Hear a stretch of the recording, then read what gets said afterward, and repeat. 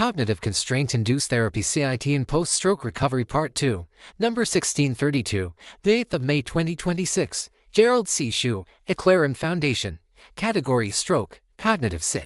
Selective weakening and selective strengthening. My post-stroke recovery was not a simple story of global decline. Some functions weakened, including short-term memory precision, physical endurance, detailed recall stability, and energy reserve. However, other functions appeared to strengthen, including conceptual abstraction, systems integration, pattern recognition, topology-oriented reasoning, nonlinear viscoplastic energy interpretation, and cross-domain synthesis, including psychology, World War I prisoner of war POW experiences, geopolitical models, and veterinary medicine. This asymmetry is extremely important. The brain is not a single scalar intelligence value. Different neural networks may weaken, reorganize, compensate, or amplify differently after injury. This may help explain why my post-stroke research topics expanded into many additional disciplines after the stroke. In my case, the recovery trajectory appears less like generalized cognitive collapse and more like selective weakening combined with selective reinforcement and cortical reorganization. I estimate my short-term memory precision may have declined approximately 10% to 15%. However, many of the weakened memories involved interpersonal conflict, financial stress, emotional burdens, and psychologically stressful information that no longer serves a useful purpose in my present senior life. At the same time, my deeper long-term structural knowledge not only remained relatively preserved but actually strengthened, including mathematics, physics, engineering, and computer science, topology, stochastic probability, systems thinking, and various biomedical modeling. In some ways, my brain appears to have shifted toward lower emotional noise, reduced distraction, and stronger conceptual concentration. This does not mean stroke is beneficial. Stroke remains a serious medical event. However, adaptation outcomes are not always purely negative. Topology, neuroplasticity, and cognitive reorganization. One of the most unusual post-stroke developments was the strengthening of my topology-oriented thinking. After the stroke, I increasingly applied topology concepts to pathophysiology through geometric trajectory recognition, multidimensional state space interpretation, continuity analysis, and dynamic disease pathway visualization. During the past 6 months, I have written 122 topology-based medical research papers. Most stroke literature focuses on speech loss, motor impairment, memory decline, depression, and fatigue. Very little literature discusses possible strengthening of conceptual architecture, systems integration, or large-scale pattern recognition after injury.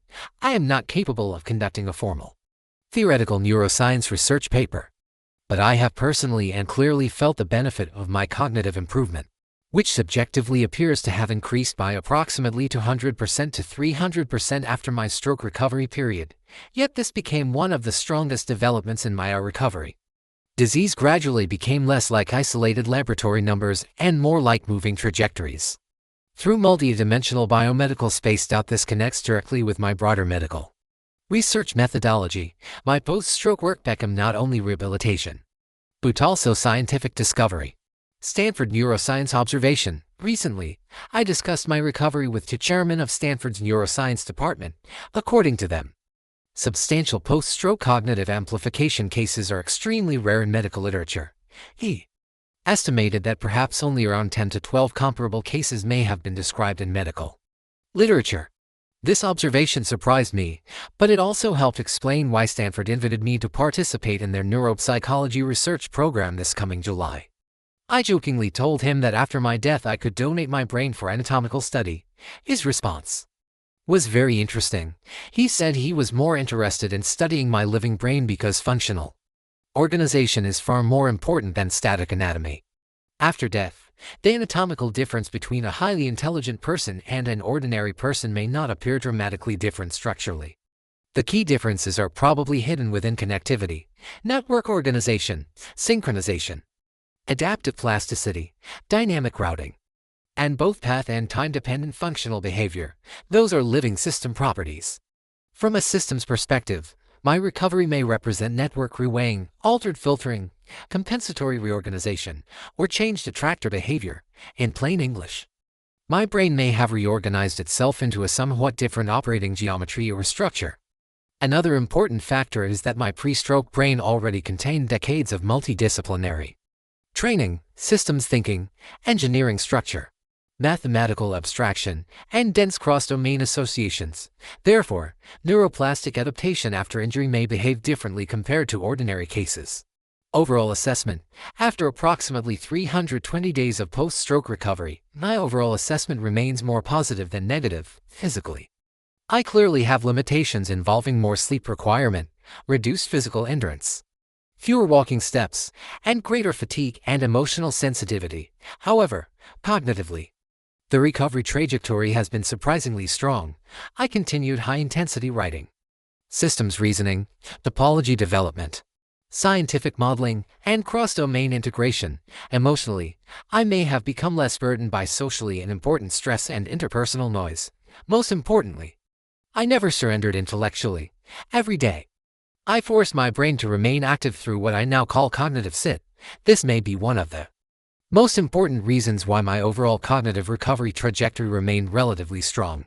Conclusion: neuroscience has shown that neuroplasticity is influenced by dopamine and acetylcholine, which are released during tasks that are meaningful, challenging, and closely tied to personal identity. Most medical literature focuses on what is lost after a stroke. My case study provides a rare data point on what can be synthesized after stroke. I have not merely recovered, I have reconfigured. My post-stroke recovery during the past 320 days became a unique combination of physical limitation, cognitive reorganization, emotional filtering, scientific productivity, and systems-level adaptation, using AI-related terminology. I feel that my pattern recognition capability has been significantly strengthened during this recovery process. Physically, the changes were measurable and real. However, cognitively, the recovery trajectory evolved in a much more complicated direction. Through intensive daily writing, memory retrieval, systems analysis, and scientific modeling, I unintentionally created a self-directed form of cognitive constraint-induced therapy. This process forced my brain to remain active, adaptive, and continuously engaged. The result was not merely recovery from stroke. It became a new stage of cognitive organization and scientific development. My work after the stroke strengthened my interest in viscoplasticity with topology, systems dynamics, pathophysiology, a soft branch of medicine, and long-term biomedical trajectory analysis. I also learned that recovery is not always a return to the previous state. Sometimes recovery means reorganizing into a different operating state.